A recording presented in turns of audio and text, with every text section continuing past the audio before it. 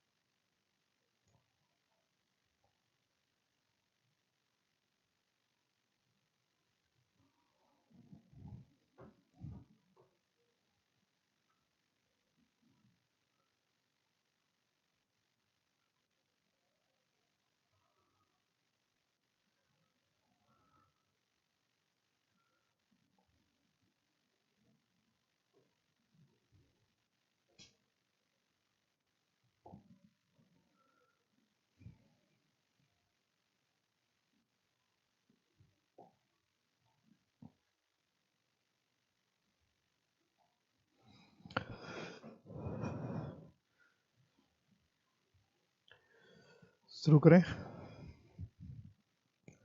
कुछ setting check कर रहा था मैं। एडवर्ब,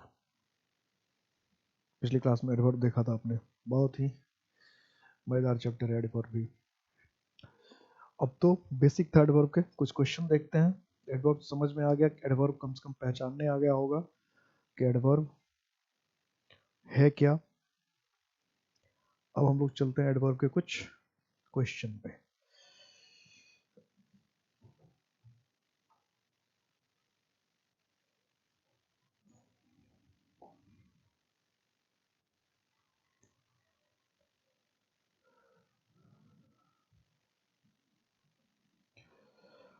के कुछ क्वेश्चन पे चलें।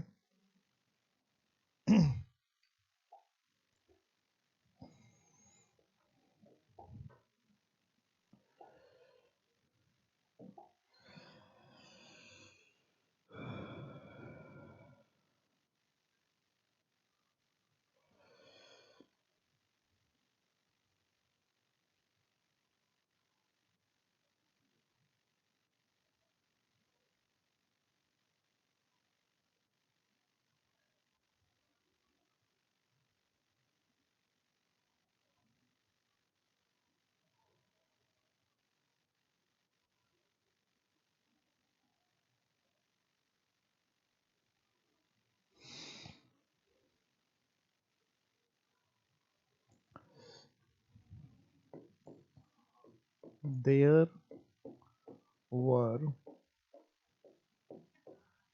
Hardly there were hardly there were hardly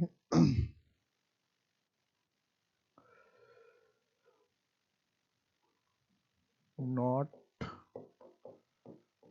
trees left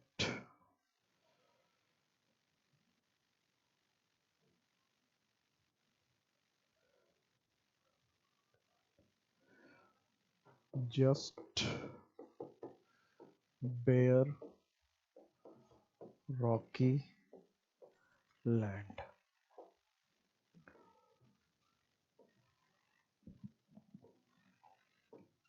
A B C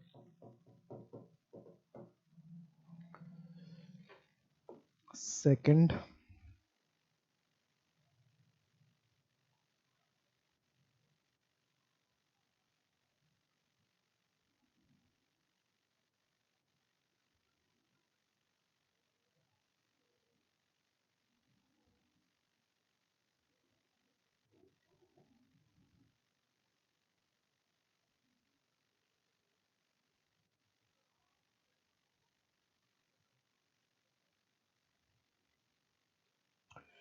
बहुत सारे क्वेश्चन हैं, किस क्वेश्चन को चुनूं? चलिए The hockey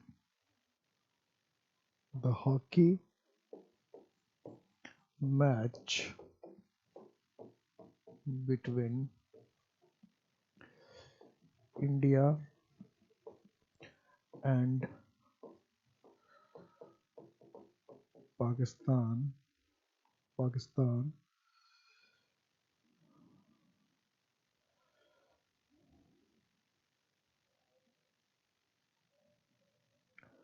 the hockey was much exciting.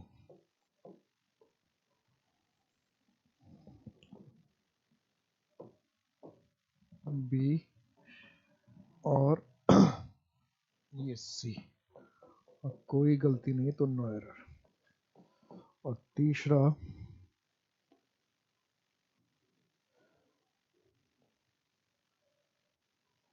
the clerk in this office the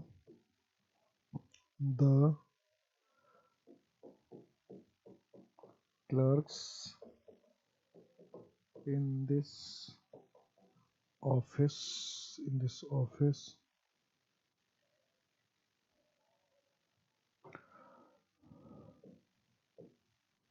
work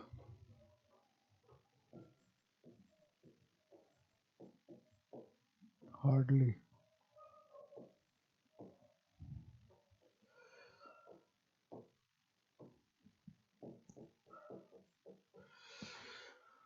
कोई गलती नहीं तो नो एरर। तो सेंटेंस लिखते लिखते सारे क्वेश्चन बन गए होंगे, क्योंकि ज्यादा डिफिकल्ट क्वेश्चन तो एक भी नहीं है। There were hardly not trees left just bare rocky land.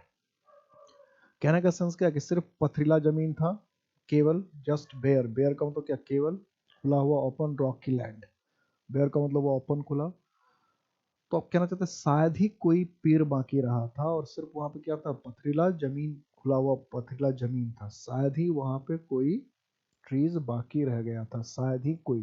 तो ये क्वेश्चन तो पहले भी इस तरह से आया था कि दो दो नेगेटिव एक साथ लिखने की कोई जरूरत नहीं है। हार्डली अपने आप में क्या नेगेटिव है, हार्डली अपने आप में ही नेगेटिव है, तो दो नेगेटिव लिखने का कोई मतलब ही नहीं था। तो हार्डली के साथ यहाँ नॉट, या तो नॉट डाल दें, there were hardly trees left, या इससे ज्यादा बेहतर होता हार्डली एनी ट्रीज लेफ्ट, की शायद ही कोई। नेगेटिव सेंटेंस में एनी का इस्तेमाल कर सकते हैं, ये लिख सकते हैं there were hardly any trees left. Negative sentence में प्रोनाउन में बता रखा है, एडजेक्टिव में भी बता रखा है कि अगर नेगेटिव सेंटेंस है तो नेगेटिव सेंटेंस में हम लोग प्रोनाउन का इस्तेमाल कर सकते हैं, तो एनी का इस्तेमाल कर लेते हैं नेगेटिव सेंटेंस में। The hockey match between India and पाक, ये थोड़ा सा क्वेश्चन थोड़ा सा अच्छा था। एग्जाइटिंग, जो एडजेक्टिव आईएनजी से बना होता है, जो एडजेक्टिव को पार्टिसिपल एडजेक्टिव कहते हैं, तो आईएनजी से बने हुए एडजेक्टिव के साथ मच का इस्तेमाल नहीं करते, किसका इस्तेमाल करते हैं, वेरी का इस्तेमाल करते हैं। जैसे वेरी इंटरेस्टिंग, मच इंटरेस्टिंग नहीं, वेरी इंटरेस्टिंग, अभी आएगा यूज आएगा तो उसमें लोग बताएंगे। The clerks in this office work very hardly, तो समझ में बहुत कड़ी मेहनत करता है, तो हार्डली क्या होगा, ये इसका मतलब ये जो हार्डली वर्ड है, हार्ड के जगह हार्डली यूज करना, ये कई बार पूछ चुका है, ये ध्यान, ये समझ में बात आ रही है कि ये हार्ड के जगह हार्डली लिखना, सबसे ज्यादा एडवर्ब की जो गलती आती है वो इस तरह गलती है, हार्ड हार्डली कई बार आ चुका है। इसका मतलब यही है कि हार्ड हार्डली वाली गलती जो है ये बार बार आता रहता है, क्योंकि ध्यान नहीं देते लोग इस पे। तो आप ध्यान देंगे, आपको ध्यान देना है कि ये हार्डली वाली गलती जो है अक्सर आती रहती है, बार बार आती रहती है। चलिए हम लोग कहानी पे आते हैं। तो कहानी ये है, कहानी ये है,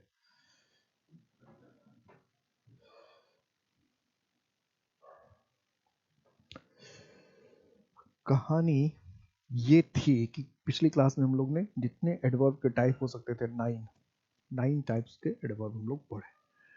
और इसको हम सिंपली देखें तो एडवर्ब को जो 9 टाइप्स, उसको 3 कैटेगरी में हम बांट सकते हैं, 3 कैटेगरी। सिंपल एडवर्ब, ठीक है, जो सिंपल एडवर्ब है। इंटरोगेटिव एडवर्ब जो क्वेश्चन पूछने का काम करता है, और जो आपको रिलेटिव एडवर्ब, यानी कुछ लोग ऐसे भी करते हैं कि जितने भी आपने एडवर्ब लिखे उसी एडवर्ब को 3 कैटेगरी में बांट लेता है, और किसी का नाम रख दो वही ऐसा जो सिंपल एडवर्ब है।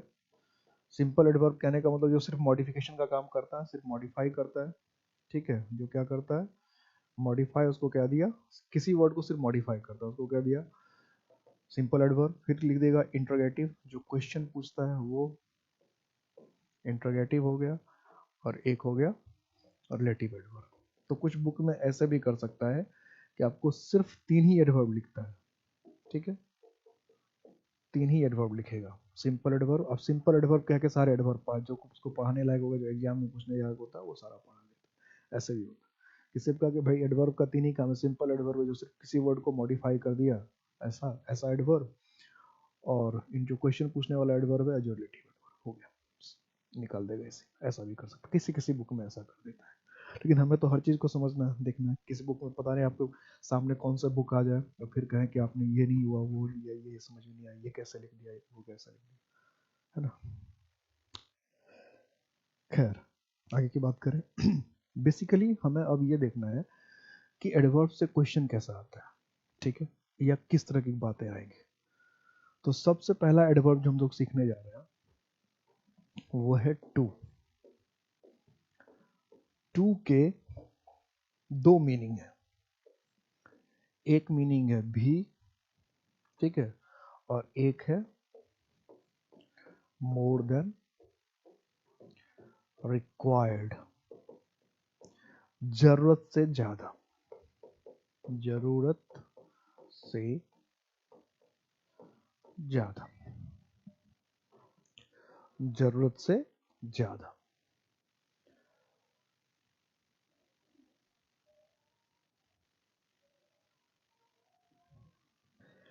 ये जरूरत से ज्यादा वर्ड जो है ये अपने आप में निगेटिव है, ये अपने आप में निगेटिव है, जरूरत से ज्यादा। अब इसके टू के यूज में थोड़ा सा टाइम लगेगा, और इसको अगर हम जरूरत से ज्यादा की जब बात करें, तो अगर जरूरत से ज्यादा इसको हम कहें तो ये कौन सा हो गया, अमाउंट, एडवर्ब ऑफ डिग्री हो जाएगा, एडवर्ब ऑफ डिग्री, या एडवर्ब ऑफ क्वांटिटी। मात्रा है तो बता रहा है, जरूरत से ज्यादा मात्रा है वो। तो अगर पूछेगा, लिख भी चुके हम लोग, एडवर्ब ऑफ क्वांटिटी में इसको लिखे थे, ध्यान अगर होगा तो टू का यूज हम जब जरूरत से ज्यादा के लिए करते हैं तो उसके यूज को तो हम लोग देखेंगे। उसके पहले जरा हम लोग भी वाले पे आते हैं। टू का मतलब जब भी आता है, सबसे पहले तो टू का मतलब जब भी होता है, टू का मतलब जब भी है, तो इसको हम यूज कहाँ करते हैं, तो used before the word it modifies, या लिखेंगे इट इज यूज्ड, या too is used, too too is used before the word it modifies. कब, अब ये भी की मीनिंग की बात कर रहे हैं कि टू का मीनिंग अगर भी है तो जिस वर्ड को ये मॉडिफाई करता है, क्या कर दिया,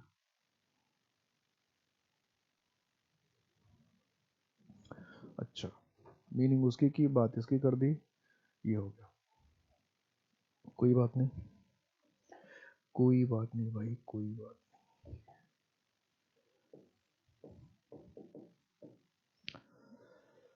ध्यान था कि पहले उसे पढ़ाना है, लेकिन बात आ गई पहले इसे पढ़ाने लगा, तो फिर इसी को देख लेते हैं फिर।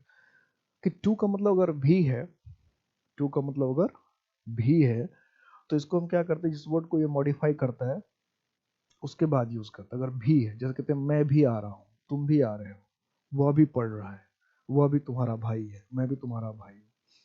तो इस तरह से जब भी का मतलब टू का मतलब भी होता है, तो जिस वर्ड को मॉडिफाई करेगा उसके बाद आता है। इसलिए हम लोग लिखते हैं, हमने लिखा India too is a democratic country. तो India too is a democratic country लिखते हैं, इसका मतलब क्या कि भारत भी, हिंदी मीनिंग भी लिखेगा, ये स्पोकन रिटन में बहुत काम देगा, कि भारत भी एक लोकतांत्रिक देश है, भारत भी एक लोकतांत्रिक देश है। India too is a democratic country, Bharat भी एक लोकतांत्रिक देश है। लेकिन इसी को अगर हम ऐसे लिखें कि India India is a democratic country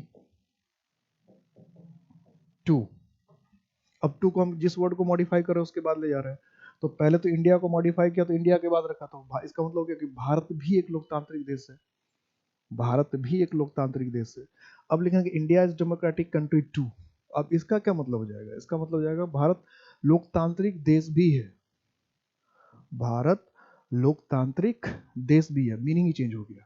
पहले था कि भारत एक लोकतांत्रिक देश है, भारत भी, इसका मतलब क्या था कि भारत भी लोकतांत्रिक देश है, इसका मतलब भारत के अलावा कोई और देश भी लोकतांत्रिक हो। देखो मीनिंग में कितना फर्क पड़ता है कि भारत के अलावा और भी कोई देश क्या हो सकता है, लोकतांत्रिक हो सकता है, इसका मतलब ये था। और India is democratic country too, तो India is democratic country too लिख रहे हैं, तो इसका मतलब क्या है कि भारत लोकतांत्रिक देश भी है। इसका मतलब भारत लोकतांत्रिक देश के अलावा और कुछ भी होगा, गणतंत्र भी हो सकता है, समाजवादी भी हो सकता है, धर्मनिरपेक्ष भी हो सकता है, और साथ साथ लोकतांत्रिक भी है। तो ये कहना बिल्कुल अलग हो गया। अब भारत भी लोकतांत्रिक देश है, इसका मतलब भारत के अलावा और भी देश लोकतांत्रिक है। तो दोनों में के मीनिंग में जमीन आसमान का फर्क हो गया। पहले सेंटेंस का मतलब कि भारत भी एक लोकतांत्रिक देश है, मतलब भारत के अलावा भी देश होंगे, पाकिस्तान हो सकता है, नेपाल हो सकता है, जापान हो सकता है, जो लोकतांत्रिक हो। लेकिन भारत लोकतांत्रिक देश भी है, अगर हम ये कह रहे हैं, इसका मतलब भारत में लोकतंत्र के अलावा और भी चीजें हैं, धर्मनिरपेक्षता है या समाजवाद है या गणतंत्र है, इस तरह की बात है। जमीन आसमान का, इसलिए मैंने आपको शुरू में कहा था कि इससे जितनी गलती होती है तो अलग बात है, मीनिंग पर सबसे ज्यादा असर प्रभाव पड़ता है कि मीनिंग बदल जाता है। जहां आपने प्लेस बदला, जहां आपने प्लेस बदला, जगह बदली, तो पूरी की पूरी बात ही क्या हो जाती है, खत्म हो जाती है। या तो सेंटेंस गलत हो जाना है, या मीनिंग चेंज हो जाना है, मीनिंग अर्थ का अनर्थ हो जाएगा, कहना कुछ और चाहेंगे, क्या कुछ और देंगे। तो ये थी भी की कहानी। इसलिए एक खूबसूरत सेंटेंस कभी कभी लोग बोलते हैं, यूट्यूब पर वगैरह भी मैंने देखा है, उन लोगों को लिखते, अगर आप लिखते हैं कि आई लव यू टू, तो इस सेंटेंस को कुछ लोग कहते हैं कि ये सेंटेंस गलत है। एक्चुअली ये सेंटेंस गलत नहीं है, ये सेंटेंस सही है, लेकिन जिस सेंस में आप कहना चाहते हैं कभी कभी उस सेंस के हिसाब से कभी कभी गलत हो जाता है। जैसे दो बातें हैं, जैसे आप ये कहना चाहते हैं मैं तुमको भी प्यार करता हूँ, और मैं भी तुमको प्यार करता हूँ, दोनों बातें हैं। तो मैं तुमको भी प्यार कर, से मम्मी और पत्नी आपके दोनों झगड़ पड़े आपसे, या दोनों आपसे पूछ ले कि किसको प्यार करता है, तो आप कहोगे मैं तुम्हें भी प्यार करता हूँ, मम्मी को भी और पत्नी को भी। ऐसे में तो ऐसे में तो भी ही कहना पड़ेगा, तुमको भी, तुमको भी। तो आई लव यू टू यानी तुमको भी, माँ को भी और तुमको भी, तुमको भी और माँ को भी, भाई को भी और तुमको भी, तुमको भी और भाई को भी। तो ये तो सेंटेंस यही कहना पड़ेगा। इसका मतलब कि I love you too, you के बाद आया टू, यानी यू को मॉडिफाई कर रहा है कि मैं तुमको भी पसंद करता हूँ या प्यार करता हूँ। और इसी को लिखते हैं I too love you, I too love you. तो इसका मतलब कि मैं भी तुम्हें प्यार करता हूँ, मैं भी। अब अगर कोई आके हमको ये कहे कि आई लव यू, और उसको हम प्रपोज करने वाली बात में कह रहा हूँ, कोई लड़का है कोई लड़की है, कोई आके कहे और उस समय आप ये जवाब दे कि आई लव यू टू, तो आपकी तो पहले ही स्टेज पर आपकी कहानी खत्म हो जाएगी। आपका दिमाग अच्छा मैं तुमको भी प्यार करता हूँ, यानी और भी इस तरह से प्यार करने वाले मेरे लाइफ में है, तो तुम भी एक अगर एक्स्ट्रा हो, तो कहानी खत्म हो जाएगी कि तुमको भी, इसका मतलब क्या होगा, और भी लोग हमारे जीवन में है। लेकिन अगर आपका कहने का सेंस यही है कि ठीक है तुमको भी तो कर रहा, लेकिन मेरे घर में और भी है, मेरे क्लियर करना पड़ेगा कि मैं अपने भाई बहन माँ बाप सबकी बात कर रहा हूँ, उनको भी प्यार करता हूँ और तुम्हें भी प्यार करता हूँ। ये कह के अगर आप कहना चाहते हैं आई लव यू टू, तो ठीक है, तो मैं तुमको भी प्यार करता हूँ। लेकिन अगर आपके कहने का सेंस ये है कि हाँ हाँ मुझे इसी तरह से प्यार करने वाले मुझे और भी लोग हैं, गर्लफ्रेंड की तरह या बॉयफ्रेंड की तरह, तुम भी एक उसमें शामिल हो जाओ, तो फिर तो अनर्थ हो जाएगा। तो अगर हम कहना चाह रहे हैं आई लव यू टू, तो सही ये भी हुआ। और अगर हमको जवाब देना चाहिए कि नहीं नहीं, कि बस मैं भी, मतलब तुम मुझे प्यार कर रहे हो इसलिए मैं भी तुम्हें प्यार कर रहा हूँ, अगर ये कहना चाहते हैं, तब हमें क्या करना चाहिए, आई टू लव यू। तो ये इसका मीनिंग है कि मैं भी तुम्हें प्यार करता हूँ, कि तुम मुझे प्यार कर रहे हो। अब किसी को खाली हाथ कैसे लौटाएं, तो बदले में कुछ ना कुछ तो देंगे, तो चलो मैं भी तुम्हें प्यार करता हूँ, I too love you, I too love you. तो आपने एक कहा आई लव यू टू, एक हुआ आई टू लव यू, दोनों बातें हो गई, क्लियर है। तो सही दोनों है। कुछ लोगों ने बना रखा, मुखईनगर के टीचर वगैरह है, बना रखा कि ये बिल्कुल ये भी सेंटेंस गलत है, ये भी सेंटेंस, और तीसरा कुछ बना, जो तीसरा उन्होंने बनाया उसका मीनिंग कुछ और होता है, वो भी सेंटेंस में बाद में आगे बताऊंगा। उन्होंने जो बना रखा है, नाम मैं लूंगा टीचर का, लेकिन आप वो यूट्यूब वगैरह देखेंगे तो एकदम बकवास कर रखा है कि इसको भी गलत बता दिया, इसको भी गलत बता दिया, और तीसरा कुछ लिख दिया है।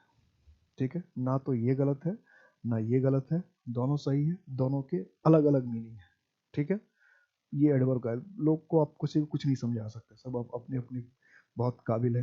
टीचर तो कुछ वैसे ही बहुत ज़्यादा काबिल होते हैं। एक पता नहीं भगवान ने मुझे कैसे बनाया कि मैं अपने काबिल नहीं हो पाया। नहीं तो और सारे टीचर मैंने देखे दुनिया में, बहुत सारे बहुत काबिल होते हैं, किसी की सुनते ही नहीं। खैर,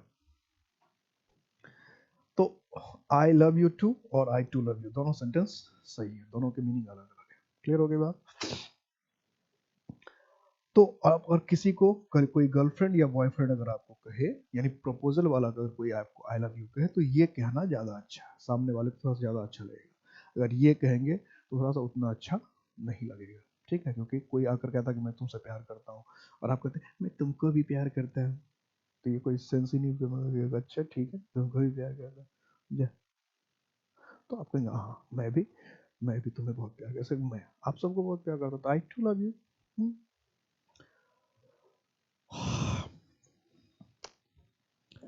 नेक्स्ट, ये तो कहानी थी टू का मतलब जब भी था तब। टू का मतलब जब भी है तो। अभी भी पर बहुत कहानी चलेगी। अब टू का दूसरा मीनिंग देखते हैं। टू का दूसरा मीनिंग मैंने क्या बताया, अब ये ध्यान रखने की बात है, टू का मीनिंग क्या था, भी, तो इसको जिस वर्ड को ये मॉडिफाई किया उसके बाद जाता है, ठीक है? लेकिन अगर अब इसका मीनिंग अगर ये हो जाए मोर देन नेसेसरी या मोर देन रिक्वायर्ड, जरूरत से ज्यादा या जितना नहीं होना चाहिए उतना, तो ये जो मोर देन रिक्वायर्ड ये वाला जो टू है, इस टू में ये अपने आप में नेगेटिव होता है। ये अपने आप में क्या होता है? नेगेटिव, नकारात्मक मीनिंग। यानी ये जो जरूरत से ज्यादा हम कह रहे हैं, इसका मतलब हम अच्छे सेंस में नहीं कह रहे हैं।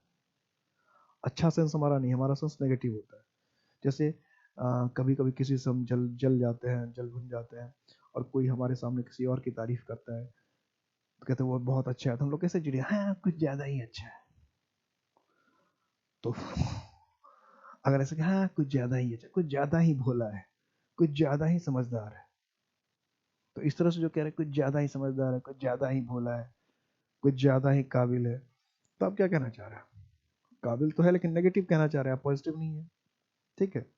हाँ तुम कुछ ज्यादा ही समझदार, कुछ ज्यादा ही बन रहे हो आजकल, तो ये कुछ ज्यादा ही बन रहे हो आजकल कहने का सेंस क्या, नेगेटिव ही तो है, नकारात्मक तो है। तो जब नकारात्मक बातों में ज्यादा कहना हो, नेगेटिविटी में ज्यादा कहना हो, यानी ऐसी कोई बात कहना हो जिससे आप खुश नहीं है, प्रसन्न नहीं, जो आप पसंद नहीं कर रहे, तब टू कहना चाहिए, तब टू कहना चाहिए, ये वाला टू कहना चाहिए, ठीक है? जैसे हमने कहा ही इज, और इसमें रूल क्या होगा, ये प्लेस कहाँ होगा, टू, ये जो टू है more than, it to is used before the word it modifies, कि जिसको ये मॉडिफाई करता है उसके पहले आता है।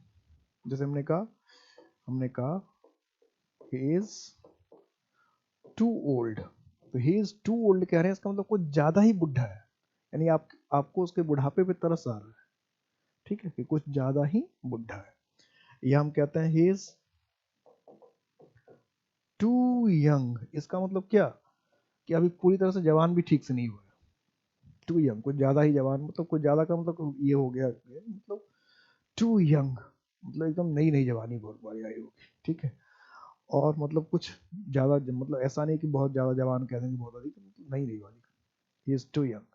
हम कहते हैं he is too ill, he is too ill, तो ही इज टू इल कहते हैं, इसका मतलब क्या, कुछ ज्यादा ही बीमार है। ही इज टू इल कह रहा है, इसका मतलब कुछ ज्यादा ही बीमार है। तो he is too old, he is too young, he is too ill, कि कुछ ज्यादा ही बीमार है, कुछ ज्यादा ही बुढ़ा है, कुछ ज्यादा है, तो ये कुछ समझा। अब इसी में सपोज करो कि हम ऐसे लिख देते हैं ही इज ओल्ड टू, तो सेंटेंस ये भी सही होता है लेकिन मीनिंग बड़े जल्द, वो बुढ़ा भी है। हम कहते हैं he is young too, he is young too मतलब वो जवान भी है। हम कहते हैं ही इज इल टू, इसका मतलब वो बीमार भी है, यानी बीमार अलग हो सकता है, कमजोर हो, लाचार हो, बुढ़ा हो, कुछ भी हो, साथ साथ क्या है, बीमार भी है। तो ही इज इल टू कह रहे हैं, इसका मतलब वो बीमार भी है। ही इज यंग टू कह रहे हैं, इसका मतलब जवान भी है। ही इज ओल्ड टू कह रहे हैं, इसका मतलब बुढ़ा भी है। तो टू के दो मीनिंग है लेकिन दोनों के पोजीशन अलग अलग, तो ये आपको ध्यान रखना पड़ेगा सेंटेंस में कि टू का पोजीशन कहाँ है और उसके हिसाब से सेंटेंस का मीनिंग निकालना पड़ेगा। साथ साथ जब आपको हिंदी से इंग्लिश लिखना है तो भी ये ध्यान रखना पड़ेगा कि आप क्या कहना चाह रहे हैं। आप बुढ़ा भी कहना चाह रहे हैं, भी कहना चाह रहे हैं तो बाद में लिखिए, और जो ज्यादा ही बुढ़ा कहना चाह रहे हैं तो टू को पहले रखिए। तो पोजीशन का ध्यान रखिए कि आपको क्या कहना है, उसके हिसाब से पोजीशन रखिए। अब इसमें देखते हैं कि एरर क्या करता है। ठीक है, एरर क्या करेगा। ये टू वाला है, ये टू, ये ज्यादा एरर करता है मोर देन रिक्वायर्ड वाला। कैसे? जो सेंटेंस करेगा आपको लिख देगा I am too happy to see you. ऐसे क्वेश्चन बड़े प्यार से पूछता है, I am too happy to see you. और ऐसे सेंटेंस देखिएगा कुछ लोग खुले आम बोलते हैं स्पोकन इंग्लिश, खुले आम एकदम दिल खोल कर बोलते हैं। टू गुड, टू कूल, कुछ ज्यादा ऐसे खूब बोलते हैं, तो सत्यानाश हो गया ये sentence. I am too happy to see you एकदम गलत हो गया। आपको अगर किसी को देखकर सचमुच खुशी हुई है तो आप ऐसा सेंटेंस नहीं बोल सकते। आपको देखकर कुछ ज्यादा ही खुशी हुई है, बैठिए, कहाँ कहाँ से आ जाते हैं। ये हुआ, ये ऐसे बोलेंगे किसी को आप? हाँ, आप बोलेंगे तो कान के नीचे गर्म नहीं करेगा सामने वाला। फिल्म का शूटिंग थोड़ी चल रहा है कि इतनी बात बोल लेंगे लोग चुपचाप सुन के निकल जाएगा। तो I am too happy to see you, तो अगर आपको किसी को देखकर बुरा भी लगा है तो आप आराम से हाँ आइए आइए बैठिए बैठिए, बहुत अच्छी बात है। आप शो नहीं करते कि आपको मतलब उसका आना अच्छा नहीं लगा। बोलना झूठ नहीं बोलना, बोलना हाँ बहुत आपसे मिलकर बहुत खुश। तो ये तो हो गया कि आप सामने वाले को सामने कह रहे हैं कि हाँ आपसे मिलकर मुझे कोई खुशी नहीं हुई, एकदम खुशी नहीं हुई, जाइए भागिए। तो ये नेगेटिव सेंस रखता, I am too happy to see you, negative की। अगर आपको सामने वाले को देखकर खुशी नहीं हुई, मोर देन मतलब उतनी खुशी हुई जितनी होनी नहीं चाहिए, अनावश्यक खुशी हो गई, गैर जरूरी खुशी हो गई, जरूरत से ज्यादा खुशी हो रही है, तो ये अगर पॉजिटिव सेंस सचमुच आप खुश हो रहे हैं तो ये वर्ड है ही नहीं, ये वर्ड निगेटिव है, नकारात्मक सेंस दे रहा है। इसका मतलब ये कहना चाह रहा है कि भाई खुशी लगभग नहीं हुई। तो इस तरह के सेंटेंस को आप गलत मानते हैं, I am too happy to see. तो इसको फिर सही कैसे करें? तो दो तरीका है, या तो इस टू के बदले आप वेरी लिख लीजिए, I am very happy to see you, या फिर दूसरा होता कि टू के पहले ओनली लगा लीजिए, only too happy, I am only too happy to see you. ये जो ओनली टू है ये पॉजिटिव हो जाता है, यानी सिर्फ टू लिखते हैं तो नेगेटिव है जरूरत से ज्यादा, लेकिन ओनली टू अगर लिखते हैं तो वो पॉजिटिव है कि I am only too happy to see you, कि आपको देखकर मुझे बहुत खुशी हुई, बहुत ज्यादा खुशी हुई, बहुत ज्यादा प्रसन्नता हुई। तो अगर आपको ये कहना है, और इस तरह क्वेश्चन खूब मिलेंगे, आप प्रीवियस ईयर क्वेश्चन बनाइए खूब मिलेंगे इसको, इस तरह क्वेश्चन कि I am too happy to see you, तो I am only too happy to see you. एक सेंटेंस ऐसा बिल्कुल ऐसा ही आया हुआ है, बिल्कुल ऐसा ही sentence, I am too glad to meet you. ये भी आया हुआ क्वेश्चन ही है, I am too glad to meet you, और लग रहा है कोई गलती नहीं है, नो एरर, तो no error, I am too glad to meet you, I am too glad to meet you. तो फिर अगर बात तो वही कहना चाहिए, आपसे मिलकर बहुत खुशी हुई, आपसे मिलकर बहुत प्रसन्नता हुई, कहना तो यही चाह रहा है कि आपसे मिलकर बहुत खुशी हुई या आपसे मिलकर बहुत प्रसन्नता हुई, कहना तो यही चाह रहे हैं, खुशी हुई या प्रसन्नता हुई, यही बात है। आई एम ओनली, आपसे मिलकर बहुत खुशी हुई, आपसे मिलकर बहुत प्रसन्नता हुई, I am too glad to meet you. तो फिर सचमुच की बात कर रहे हैं, पॉजिटिव बात कर रहे हैं कि खुशी हुई मिलकर किसी से, हाँ, आपसे मिलकर बड़ी खुशी हुई, वेरी है, ऐसा कुछ करेंगे क्या? तो नहीं। तो ये अब बोलने का वो तरीका भी नहीं, अगर सब बोलेंगे तो वैसे ही पिट जाएंगे। कोई इतना कमजोर नहीं कि सर से बोलेंगे और आपके पास सुन लेगा कोई, या बैठ जाएगा आपके पास, वो भी सामने वाला भी रईस होगा, वो भी चल देगा, तो जाओ नहीं खुशी हुई तो हमको क्या काम, हम भी चल रहे। तो किसी को हम ऐसे बोलते हैं, आपको हम लोग खुशी खुशी बोलते हैं कि हाँ आपसे मिलकर बहुत खुशी हुई। तो पॉजिटिव बात अगर करनी है तो हम इसका इस्तेमाल ही नहीं करेंगे। हम क्या इस्तेमाल करेंगे, या तो I am very glad to meet you, I am very glad to meet you, या आई एम ओनली टू, कुछ लोग इसमें सो भी, I am so glad to meet you. तो सो उतना फॉर्मल वर्ड नहीं है जितना कि वेरी या ओनली टू। ओनली टू तो यूज लोग कम करते हैं, वेरी सबसे ज्यादा चलता है। ओनली टू कम यूज करते हैं, थोड़ा सा बड़ा सा वर्ड है तो बहुत लोगों को पता नहीं होता है, इसलिए कम लोग यूज करते हैं। तो I am very good, I am very happy to meet you, I am very glad to meet you, या I am only too glad to meet you. ठीक है, तो ओनली टू भी क्या हो गया, एडवर्ब ऑफ क्वांटिटी, ये adverb of degree जो हाउ मच बताता है। ठीक है, ओनली टू मतलब ज्यादा, अधिक।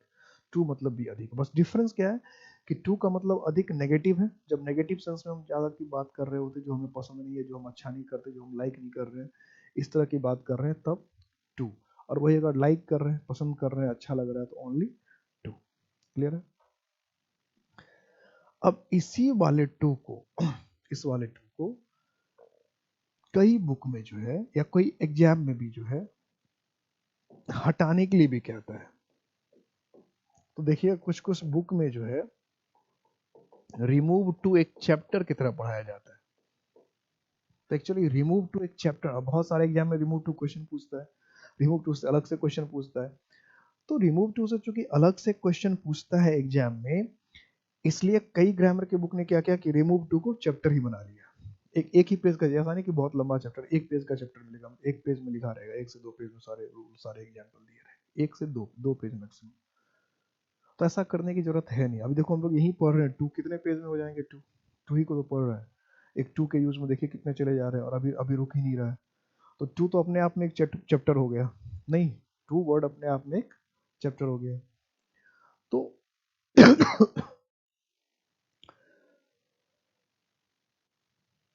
अगर हम ये कहना चाहें कि भाई I am too glad to meet you, इसका सेंस है कि मैं आपसे मिलकर बहुत खुश हुआ।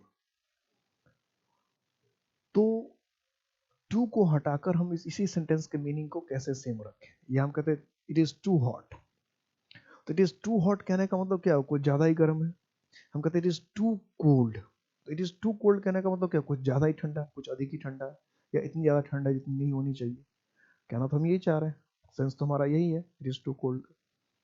हमने कहा he is too angry, he is too angry का मतलब क्या है, कुछ ज्यादा ही गुस्से में है, या इतने गुस्से में जितना नहीं होना चाहिए।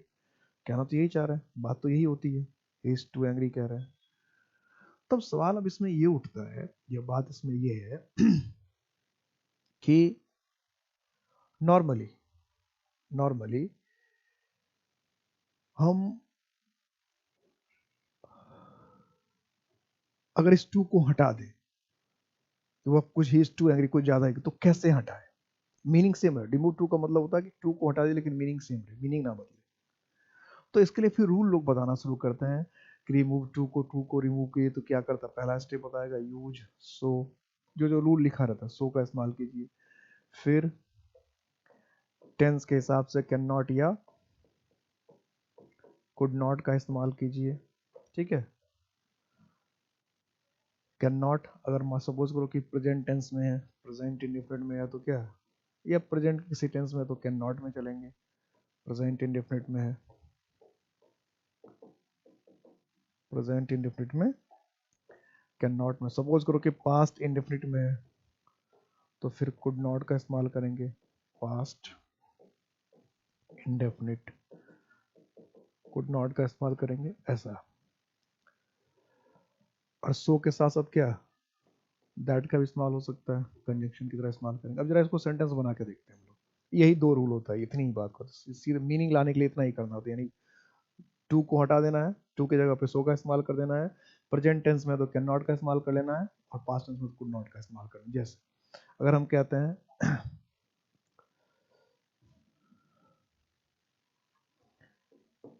he is too old to run fast। अब he is too old to run fast का अभी जो हमने मीनिंग निकाला, उसके हिसाब से क्या मीनिंग निकाला, वो इतना ज्यादा बुढ़ा है कि तेज नहीं दौड़ सकता, यही तो। यानी बुढ़ा होने के लिए जितना जवान या जितना फिट होना चाहिए उतना जवान या फिट वो नहीं है, यही तो कहना चाह रहा है कि इतना ज्यादा उम्र हो गया है कि वो अब दौड़ नहीं सकता। He is too old to run fast. तो मीनिंग तो इसका ये निकला कि इतनी ज्यादा उम्र होगी कि वो तेज नहीं दौड़ सकता। मीनिंग तो यही है, मीनिंग यही है ना कि वो इतना ज्यादा बूढ़ा है कि वो तेज दौड़ नहीं सकता। तो ये अगर हम हिंदी मीनिंग भी बना ले तो भी बन जाएगा। अब वो इतना ज्यादा बुढ़ा है कि तेज नहीं दौड़ सकता, इसका ट्रांसलेशन अगर हम नॉर्मली बनाए तो भी क्या होगा, ही इज सो ओल्ड, कि वह इतना ज्यादा बुढ़ा है दैट कि वह दौड़ नहीं सकता या उसे दौड़ा नहीं जाएगा। ही कैन नॉट रन फास्ट, इसी को कहते हैं रिमूव टू। एग्जाम में ये सेंटेंस लिखा रहेगा और 4 ऑप्शन देके इसी तरह से पूछेगा कौन सा ऑप्शन होगा। तो आपको क्या करना है, इसमें सो और दैट हो और साथ साथ कैन नॉट हो, यही रिमूव टू होगा। He is so old that he can not run fast. हमने कहा you are too weak to stand erect. Erect का मतलब क्या होता है, सीधा। इरेक्ट का मतलब क्या, सीधा। कि तुम इतने कमजोर हो कि सीधे खड़े नहीं हो सकते, तुम इतने कमजोर हो कि सीधे खड़े नहीं हो सकते। You are too weak to stand erect. तो टू की जगह क्या लगाते हैं, सो, क्या लिखेंगे, और मीनिंग से भी बन जाएगा, you are so weak that you can not stand erect. Same जैसा हिंदी मीनिंग बन रहा है उसका डिटो आपने क्या किया, इंग्लिश बना दिया कि you are too weak to stand erect. तुम इतने ज्यादा कमजोर हो कि तुम सीधे खड़े नहीं हो सकते, तुम इतने ज्यादा कमजोर हो कि तुम सीधे खड़े नहीं हो सकते। सीधा सीधा इसका इंग्लिश बना दिया, उसका जो इंग्लिश मीनिंग बन रहा था वो इंग्लिश मीनिंग बना दिया आपने कि you are so weak that you cannot stand erect, you are so weak that you cannot stand erect। सीधा आपने यही किया, जो उसका ट्रांसलेशन बना दिया। ये तो क्या, जो मीनिंग था उसका ट्रांसलेशन बना दिया। जैसे हमने कहा he is too young to get married। तो he is too young to get married का मतलब क्या हुआ, इतना कम उम्र का है। यंग का मतलब कम उम्र का, जवान, यंग बड़ा खतरनाक वर्ड है। यंग का मतलब जवान भी होता है, यंग का मतलब बच्चा भी होता है। तो he is too young to get married, इसका मतलब ये नहीं कि इतना ज्यादा जवान हो गया कि अब शादी करवा दो, ऐसा नहीं। ही इज टू यंग, यानी शादी करवाने के लिए जितना जवान होना चाहिए अभी उतना नहीं हुआ है, ठीक है। शादी करने के लिए जितना जवान, जितना फिट होना चाहिए अभी उतना नहीं हुआ। He is too young to get, मतलब शादी के लिए तो अभी बच्चा है, ऐसे कैसे, शादी के लिए तो अभी बच्चा, शादी क्या उम्र नहीं हुई इसकी। ये हम कहते हैं वो इतना अभी बच्चा है, इतना छोटा है कि अभी इसकी शादी नहीं हो सकती। यंग का मतलब यहाँ ऐसा सेंस है। तो हमने ये कहा तो अब इसको क्या करेंगे, ही इज टू की जगह क्या लिखेंगे, सो। सो के साथ क्या लगाना है, दैट। तो he is so young that, फिर से ले आएंगे सब्जेक्ट, क्योंकि कैन नॉट लगाना है तो सब्जेक्ट चाहिए, कैन नॉट कुड नॉट लगाना तो सब्जेक्ट है। ही कैन नॉट गेट मैरिड, कि वह इतना कम उम्र का है कि उसकी शादी अभी नहीं हो सकती। ये मान लो पास्ट में होगा तो यही, अगर इज की जगह वाज होता तो पास्ट में चले जाते। जैसे मैं कहा it was too hot to go out, ठीक है। तो हम क्या लिख दें, it was so hot that. अब मान लो सब्जेक्ट कि it was too hot to go out, इसका मतलब क्या, इतनी ज्यादा गर्मी थी कि हम बाहर नहीं जा सकते थे। तो हम ही तो बाहर नहीं, अपनी बात तो करेंगे, तो कोई दूसरे की बात तो करेंगे नहीं। तो सिंपल सा क्या होता है, जो सब्जेक्ट है वो ले आएंगे, वही ले आएंगे। It was so hot that we could not go out. कई बार ऐसे, the box is too heavy to lift, तो क्या लिख, the box is so heavy for us for you, तो दैट यू कैन नॉट, या we can not lift it. कहीं से भी अपने सब सब्जेक्ट लिख देते, the box is too heavy, ऐसे बना देते हैं। ऐसे में the box is too heavy to lift, कि बॉक्स को कुछ ज्यादा ही भारी हम उठा नहीं सकते, तो क्या कर देंगे, इसको क्या किया था, दैट वी कुड नॉट, ठीक है। तो मुझे लगा कैन नॉट लिख दिया, कुड नॉट, ठीक है, पास्ट टेंस में था, कुड नॉट कर दिया। The box is too heavy to lift, तो क्या लिखेंगे? The box is so heavy that we can not lift it. एक तो ऐसा भी लिखा सकता है, या दूसरा ऐसा लिखा सकता है, the box is so heavy for us that we can not lift it. ऐसा कर सकता है, so heavy for us that we, ऐसे ही बनता है। ठीक है, तो कोई मुश्किल काम नहीं है। The box is so heavy for us that we can not lift it, तो फिर अगर फॉर अस लिख भी देते the box is so heavy for us, तो थोड़ा सा लंबा होता है, तो फॉर अस लोग छोड़ कर क्या करते हैं, डायरेक्ट लिखते हैं the box is so heavy that we can not lift it. ठीक है। अब कभी कभी क्या होता है कि सेंटेंस इतना लंबा नहीं है, छोटा सा ही रहेगा। जैसे लिख दे it is too hot, it is too hot. अब इट इज टू हॉट का मतलब क्या हुआ कि कुछ ज्यादा ही गर्मी है, इतना ही तो इसका मीनिंग है। इट इज टू हॉट का मतलब क्या है? उतनी गर्मी है जितनी नहीं होनी चाहिए, यानी कुछ जितनी गर्मी पड़ रही है इतनी गर्मी नहीं पड़नी चाहिए, कुछ ज्यादा ही गर्मी है। तो हम इसको कैसे बना सकते हैं? दो तरह से बना सकते हैं, इसका मीनिंग जैसा भी उसके हिसाब से।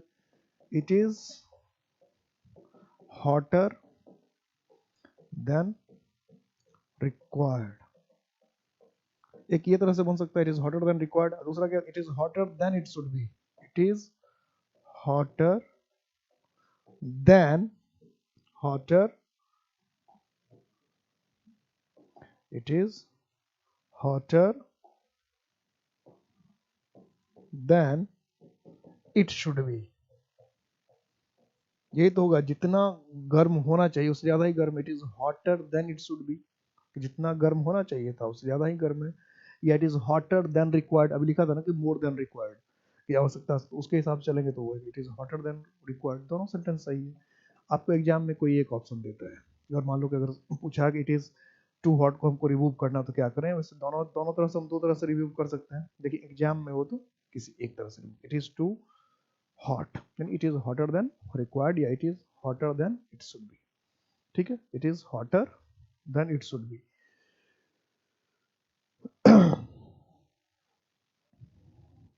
वाल इट इज टू कोल्ड लिख दिया, इट इज टू कोल्ड, तो फिर क्या करेंगे? It is colder than required, या it is colder than it should be. It is colder than required, it is colder than it should be. यही है, it is colder than required, it is colder than it should be. इसलिए देखो to इतना लंबा चला जाता है। एक अकेला, इसका मतलब क्या है कि टू एक अकेला वर्ड ऐसा है जो एक टॉपिक की तरह भी यूज हो सकता है। अब देखो इतने दो क्लास में हमने एडवर्ब के टाइप्स वाइप्स सब पढ़ लिया, अब एक क्लास पूरा लग गया सिर्फ टू के यूज को पढ़ने में। ऐसा ही, और अभी अभी भी अगर ऐसा कहें कि टू पूरी तरह से खत्म हो गया, तो ऐसा नहीं है।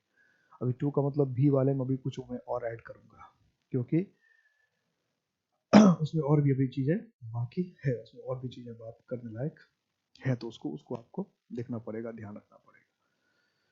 तो मोटा मोटी अभी जितनी चीजें बात हमने की, उसका क्या मतलब है कि टू का दो तरह से यूज होता है। टू का मतलब एक भी है, जब भी का होता है टू का मतलब, तो इसको जिस वर्ड को मॉडिफाई करते हैं उसके बाद आता है। टू का मतलब जरूरत से ज्यादा भी होता है, नेगेटिव भी है ये। नेगेटिव जब इसका होता है तो ये जिस वर्ड को मॉडिफाई करता है उसके पहले आता है। ठीक है, तो पॉजिटिव बातों में इसका इस्तेमाल नहीं करना चाहिए, पॉजिटिव सेंस में इसका इस्तेमाल नहीं करना चाहिए। पॉजिटिव सेंस में इसका इस्तेमाल, I am too happy to see you, I am too glad to see you, ऐसा बिल्कुल नहीं लिखना चाहिए। और दूसरी बात, तीसरी चौथी बात की कि टू को हटाकर हम सो दैट का इस्तेमाल करके कैन नॉट और कुड नॉट का इस्तेमाल कर सकते हैं, ये हो सकता है। तो क्योंकि हमें क्या करना था कि जो मीनिंग है वो नेगेटिव है, तो बिना टू के, रिमूव टू का मतलब है कि टू को हटा के मीनिंग सेम रखना है इसे। इसलिए देखिएगा कई बुक में ऐसा भी होता है कि ये सारी चीजें जो होती है वो ट्रांसफॉर्मेशन चैप्टर में रहता है। इसमें ट्रांसफॉर्मेशन में क्या होता है कि सेंटेंस सेम रहता है, उसके मीनिंग को बिना बदले सेंटेंस का टाइप बदल देना होता है। जैसे वॉइस भी एक ट्रांसफॉर्मेशन है, नरेशन भी एक ट्रांसफॉर्मेशन है, ये भी एक ट्रांसफॉर्मेशन हो गया कि भाई सेंटेंस आप कह रहे it is too hot to go out, ये तो अफर्मेटिव सेंटेंस था, लेकिन जब इसको कैन नॉट से बना तो नेगेटिव सेंटेंस हो जाता है। तो अफर्मेटिव को आपने नेगेटिव बना दिया, लेकिन मीनिंग तो चेंज नहीं हुआ, क्योंकि जबकि नॉर्मली अफर्मेटिव को हम नेगेटिव बनाते तो मीनिंग चेंज हो जाती है। जैसे कहते हैं आई प्ले, ये अफर्मेटिव सेंटेंस है, कहते हैं आई डू नॉट प्ले, ये तो नेगेटिव हुआ, लेकिन मीनिंग चेंज हो गया। उसमें कह रहे हैं मैं खेलता, इसमें कहते हैं मैं नहीं खेलता, तो मीनिंग तो बदल गया। तो ट्रांसफॉर्मेशन कब होता है कि बिना मीनिंग बदले हुए सेंटेंस बदल गया। तो जब मीनिंग चेंज नहीं होता और सेंटेंस बदल जाता है, अफर्मेटिव से नेगेटिव हो जाता है या अफर्मेटिव से इंट्रोगेटिव हो जाता है, अब मीनिंग नहीं बदलता, सेम वही रहता है, तो इसको कहते हैं ट्रांसफॉर्मेशन। ट्रांसफॉर्मेशन का मतलब है कि आपने सेंटेंस का फॉर्म बदल दिया लेकिन सेंटेंस का मीनिंग नहीं बदला। ट्रांसफॉर्मेशन का क्या मतलब हुआ कि आपने सेंटेंस का मीनिंग बदल दिया, लेकिन सॉरी आपने सेंटेंस का फॉर्म बदल दिया लेकिन मीनिंग सेंटेंस का नहीं बदला। जैसे इसमें ये अफर्मेटिव सेंटेंस है क्योंकि इसमें नॉट नहीं है, तो ये क्या है, अफर्मेटिव सेंटेंस है। और इसमें क्या हो गया, इसमें को ये दोनों तो क्या है, अफर्मेटिव ही है, इसमें ट्रांसफॉर्मेशन नहीं हुआ, इसमें ट्रांसफॉर्मेशन हुआ। The box is too heavy, ये अफर्मेटिव सेंटेंस, लेकिन ये तो क्या हो गया, can not lift it, not छूट गया इसमें। तो अच्छा है कि इसको देख लेना, तो नॉट छूट ही रहा था इसमें से। That we can not lift it, that we can not, the box is so heavy that we can not lift it. तो इसमें नॉट अगर नेगेटिव हो गया ना, या इसमें हमने क्या किया, दैट ही कैन नॉट, ये सेंटेंस तो टू यंग था, अफर्मेटिव था, लेकिन इसमें तो नॉट आकर नेगेटिव हो गया, तो ये अफर्मेटिव सेंटेंस है, ये नेगेटिव सेंटेंस है। तो सेंटेंस का ट्रांसफॉर्मेशन हो गया, सेंटेंस का फॉर्म चेंज हो गया, लेकिन मीनिंग तो बिल्कुल चेंज नहीं हुआ है, मीनिंग तो सेम वही है जो होना चाहिए। तो ये ट्रांसफॉर्मेशन में हुआ। अभी इस पर और बातें होने वाली है, अभी इस पर और बातें होंगी, टू पर भी कुछ और बातें होंगी, इतनी जल्दी अभी बात नहीं बननी, अभी 2-3 क्लास लगना है एडवर्ब में। 2-3 तो लगने ही लगने हैं, उसके बाद बात बनेगी, ठीक है। टू पर हम लोग अब बात करेंगे, ओके।